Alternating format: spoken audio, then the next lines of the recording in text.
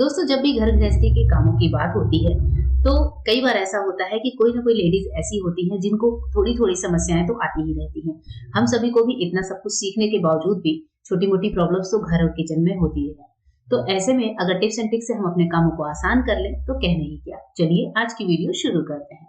हमारी आज की जो सबसे पहली टिप है वो सर्दी को लेकर है। अब सर्दी जैसे आपको पता है बहुत ज्यादा पड़ने लगी है और घर में कोई ना कोई सर्दी जुकाम से पीड़ित होता है, खांसी अचानक से आने लगती है। ऐसे में आपको शहद लेना है और अदरक छील कर अच्छे से वॉश कर लीजिए। उसके बाद से अदरक को आपको ग्रेट कर लेना है। ग्रेट करने के बाद इक्वल क्वांटिटी में आपको जिंजर और उतना ही हनी लेना है और किसी कांच के जार में, किसी कांच के बर्तन में इस तरीके से मिलाकर इसको रख देना है। ये हनी और जिंजर का मिक्सचर है जो मैंने ग्रेट करके इक्वल क्वांटिटी में कांच के जार में रखा हुआ है। ये जो हमारा मिक्सचर है, अगर घर में बच्चों से लेकर बड़ों तक किसी को भी खांसी आती है तो सुबह शाम एक एक चम्मच दे सकते हैं। इससे इंस्टेंट रिलीफ मिलता है और गले को बहुत ज्यादा आराम भी मिलता है। हनी जो होती है वो खांसी का, जो अचानक से गले में खुजली होती है, अचानक से खांसी आती है, उसको रोकती है, गले में स्मूथनेस को बढ़ाती है। जिंजर जो होता है वो शरीर को गर्माहट देता है। सर्दियों में जिंजर का इस्तेमाल करने से हमें बहुत ज्यादा हेल्थ बेनिफिट्स भी होते हैं। तो इस तरीके से इस दवाई को बनाकर आप रख सकते हैं। जो फालतू के दवाइयों का खर्चा है उसको कम कर सकते हैं। नेक्स्ट टिप है पानी के ग्लास को लेकर। सर्दियों में गर्म पानी पीना किसे पसंद नहीं होता है। कभी हम ग्लास में गर्म पानी डालकर भाप लेते हैं, कभी हम गर्म पानी, सूप, इस टाइप की चीजें लेकर इसको ग्लास को पकड़ने की कोशिश करते हैं, स्पेशली तब जब हम इसको बच्चों को दे रहे हैं। तो आपको एक पुराना सॉक्स रखना होगा किचन में। जब भी आप स्टील के ग्लास में पानी डाल रहे हो तो सॉक्स को पहले इस तरीके से ग्लास पर पहना दीजिए। ध्यान रखिए कि सॉक्स धुला हुआ हो तो आप जो है हाइजीन मेंटेन कर सकते हैं।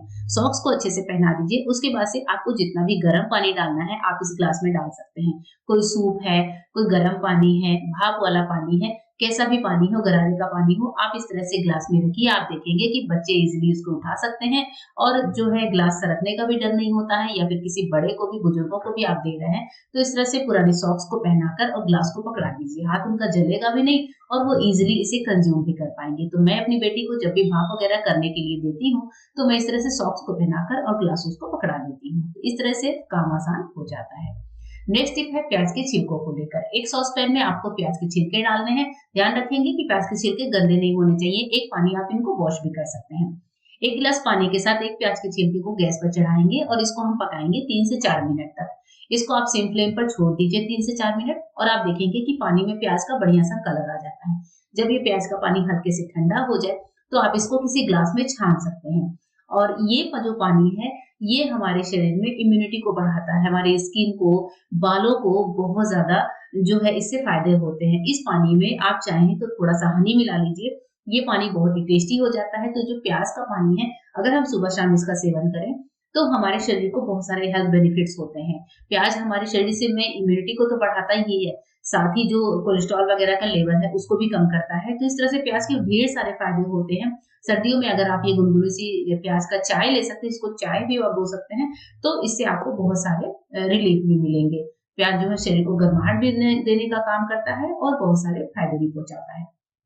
नेक्स्ट टिप है सुई में धागा डालने को लेकर। जब भी हम लोग सुई में धागा डालते हैं, स्पेशली इस बारीक वाली सुई में, तो बहुत ज्यादा परेशानी आती है। जैसे मेरे भी आई साइट वीक है तो स्पेक्स लगाने के बावजूद मुझे खुद बहुत ज्यादा प्रॉब्लम आती है कि मैं सुई में धागा कैसे डालूं। आप देख रहे हैं, आपके सामने ही मैं डालने की कोशिश कर रही हूँ लेकिन इतनी ज्यादा मुश्किल आती है।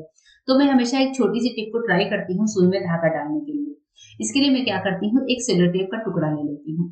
सेलो टेप का जो टुकड़ा है उसमें आपको धागे का जो लास्ट वाला सिरा है उसको इस तरीके से, जैसे मैं वीडियो में दिखा रही हूँ, ऐसे ही आपको स्टिक कर लेना है। उसके बाद से यहीं से आपको धागे के बगल से फोल्ड कर लेना है। उसके बाद से आपको इस सेलो टेप को थोड़ा सा ट्रायंगल शेप में कट करना है जिससे एक नोक सी हमें मिल जाए। तो अभी मैंने जैसे एक साइड काटा, इस तरीके से हम इस तरह से शेप काटेंगे जिससे इसकी शेप ट्रायंगल बन जाए। अगर आपको लगे कि आगे से ज्यादा चौड़ी है तो थोड़ी सी और पतली कर लीजिए। अब ये हार्ट शेप में आ जाती है और जब हम इसको बारीक सुई में पिरोते हैं तो जो टेप वाला हिस्सा है वो सुई में इजीली चला जाता है। अब टेप वाले हिस्से को खींचकर जैसे ही आप निकालेंगे तो धागा आपके हाथ में आ जाएगा, यानी कि सुई में धागा पिरोना आसान हो जाता है। इस तरीके से अब सिलाई वगैरह का काम हो तो आप छोटी सी टिप से अपने काम को आसान बना सकते हैं। सर्दियों में हमारे बच्चों के कभी कोट होते हैं, कभी हमारे होते हैं लॉन्ग कोट वगैरह, ओवरकोट। तो जब आप इनको रखते हैं अलमीरा वगैरह में, तो कई बार ऐसे ही रखे-रखे ये गंदे से हो जाते हैं। तो इसको रखने का उपाय बहुत अच्छा-सा शेयर कर रही हूँ। आप जब इसको हैंगर में लगा लीजिए, उसके बाद से आपको चाहिए होगी ये बड़ी-सी पॉलीथीन। जब आप सीज़न में इसको समेट कर रखें, तब आप ये काम कर सकते हैं। बड़ी-सी पॉलीथीन में आप कोट को इस तरीके से डाल दीजिए, नीचे की साइड से लाते हुए ऊपर हल्का-सा आप एक नॉट लगा सकते हैं। और अब ये हमारा जो कोट है, वो बहुत अच्छे से कवर हो चुका है। जैसे अब जब बच्चे पहन रहे हैं तब तो कोई दिक्कत नहीं है, लेकिन जब आप इसे नहीं पहन रहे हो तो इस तरीके से आप इसको रख सकते हैं।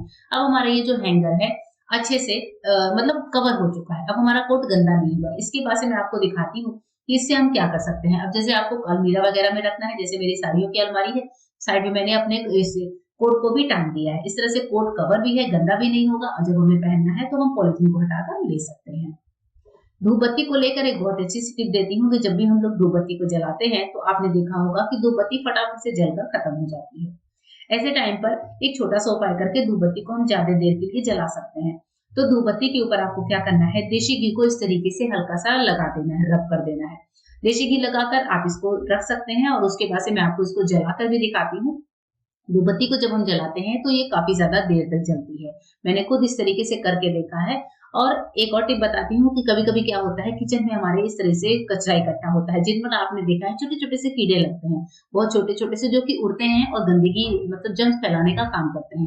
तब आपने जो धूप बत्ती जलाई है ना, इसके पास एक धूप बत्ती जलाकर इस तरीके से रख दीजिए। इस धूप बत्ती से जो कीड़े हैं वो भागते हैं। इसकी जो अच्छी सी स्मेल होती है उस वो कीड़ों को बिल्कुल पसंद नहीं होती है, और वो आपके किचन से दूर हट जाते हैं। तो आप इस तरीके से सफाई कर सकते हैं। नेक्स्ट टिप है नेल पेंट को लेकर। कई बार सनमाइका वगैरह पर, इस तरह से टेबल पर या फिर फर्श पर नेल पेंट गिर जाती है। नेल पेंट जब भी गिरे, तो जब भी वो एकदम गीली सी हो, तब उसी टाइम पर आपको ये काम करना है। अब जैसे नेल पेंट सनमाइका के टेबल पर गिरी है, तो मैं क्या करूंगी, इस पर थोड़ी सी चीनी ले लूंगी, बहुत थोड़ी सी। देखिए हमने थोड़ी सी चीनी ली है। चीनी के दानों को आपको फटाफट से इस पर डालना है, और ऐसे ही हल्के हल्के हाथों से इसको स्प्रेड करते हुए, रब करते हुए, आप देखेंगे जैसे ही आप चीनी को हल्का हल्का खिसकाएंगे इधर उधर, तो जो नेल पेंट है वो चीनी के दानों के साथ लग लग कर बहुत अच्छे से निकल जाता है। बट बहुत ही सिंपल सा तरीका होता है इसको करने का। और यहाँ पर देखिए चीनी के साथ साथ सारी नेल पेंट निकल जाती है। जो लास्ट का हिस्सा है वो भी आप चीनी को लेकर बार बार इस पर इस तरीके से रब करेंगे, थोड़ा सा दबाव देते हुए, तो जो बाकी की नेल पेंट है वो भी निकल जाती है। देखिए आपके सामने ही मैं करके दिखा रही हूँ। हमारी टेबल पर से सारी नेल पेंट निकल चुकी है, बस चीनी को आप हटा लीजिए और इसको उठाकर आप फेंक सकते हैं। तो इस तरीके से नेल पेंट को हटाया जा सकता है। नेक्स्ट टिप है ब्लाउज को लेकर। जब भी हम लोग ब्लाउज को तह करके रखते हैं, ऐसे ब्लाउजेस जिनमें हुक लगे होते हैं, मोस्टली हम लोग अपने बुटीक से, टेलर से ही ब्लाउज को स्टिच करवाते हैं, तो वो जो होते हैं वो इस तरह की लोहे वाली, स्टील वाली हुक तो लगाते ही हैं, लेकिन इन हुक में बहुत ज्यादा जंग लग जाता है। आपने देखा जब भी आप इसको रखते हैं ब्लाउज को और आप कई दिनों बाद निकाल रहे हैं, तो आपके ब्लाउज में जंग तो लगी ही रहती है। ऐसे टाइम पर आपको छोटी सी पॉलिथीन की थैली लेनी है, पॉलिथीन की शीट लेनी है। पॉलिथीन को इस तरीके से ब्लाउज के हुक वाले हिस्से पर पहना देना है। अब इस तरह से पहना दिया आपने, अब आप निश्चिंत हो जाइए। इसके बाद से आप ब्लाउज को तय करके रख दीजिए, और ब्लाउज जो है बहुत दिनों तक जिसमें स्टील की जो हुक लगी हुई है उसमें जंग नहीं लगती, और जब हम नेक्स्ट टाइम इसको पहनने के लिए निकालते हैं तो हमारे ब्लाउज के हुक बिल्कुल न्यू से बने रहते हैं। इस तरह की इलेक्ट्रिक केटल होती है, घर में इस्तेमाल करते करते इसकी हालत कुछ ऐसी हो जाती है। तो कई बार क्या होता है, इस पर धूल वगैरह बहुत ज्यादा जमती रहती है, क्योंकि डेली इसकी क्लीनिंग नहीं की जा सकती। डेली क्लीनिंग करने से इसमें करंट आने का डर होता है, और ये जल्दी खराब भी हो जाते हैं। जब भी आपकी इलेक्ट्रिक केटल बहुत ज्यादा गंदी हो जाए, तो इस पर आप थोड़ा सा कोलगेट का पेस्ट इस तरीके से, जैसे मैं बता रही हूँ, हल्का हल्का सा अप्लाई कर लीजिए।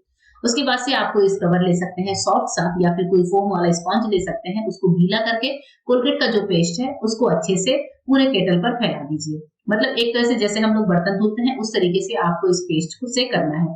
पेस्ट से जैसे ही हम इस तरीके से रगड़ते हैं, तो आप देखेंगे कि जो भी इस पे धूल मिट्टी जमी है, या जो भी ऊपर गंदगी के निशान बन गए हैं, कई बार तो इस पे जंग तक के निशान बन जाते हैं, वो बहुत अच्छे से साफ हो जाते हैं। आपको इसको काम को जो केटल है उसके ऊपरी वाले हिस्से पर करना है, नीचे आपको बिल्कुल भी नहीं करना है।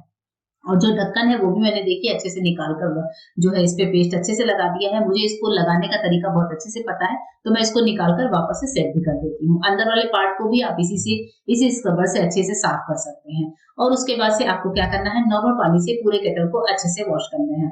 ये देखिए हमारी केटल कितनी बढ़िया से साफ हो चुकी है। बस जब भी आप इसको साफ करें, तो इसका पानी अच्छे से सुखा लीजिए। नीचे अगर पानी रह गया तो इसमें करंट आने का डर होता है और केटल जल्दी खराब हो जाती है। तो ये गलती बिल्कुल भी नहीं करनी चाहिए। केटल को अच्छे से झाड़ कर या फिर आपका धूप आ रही हो तो धूप में 1 घंटा रख दीजिए, जिससे इसके अंदर का पानी सूख जाए और इसमें ना ही कोई करंट आए और ना ही हमारी केटल खराब हो। अब नेक्स्ट टिप बताती हूँ, जो कि इस तरह के सॉस के पाउचेस को लेकर होता है। कई बार सॉस के पाउच खोलने के बाद जब हम इनको निकालते हैं तो भी इसमें थोड़ी पाउच रह जाती है। तो आपको एक फोक लेना है और फोक की मदद से इस तरीके से आपको जो है पाउच के अंदर से जो सॉस है, केचप वगैरह है उसको निकाल लेना है। बहुत ईज़िली हमारा काम आसान हो जाता है।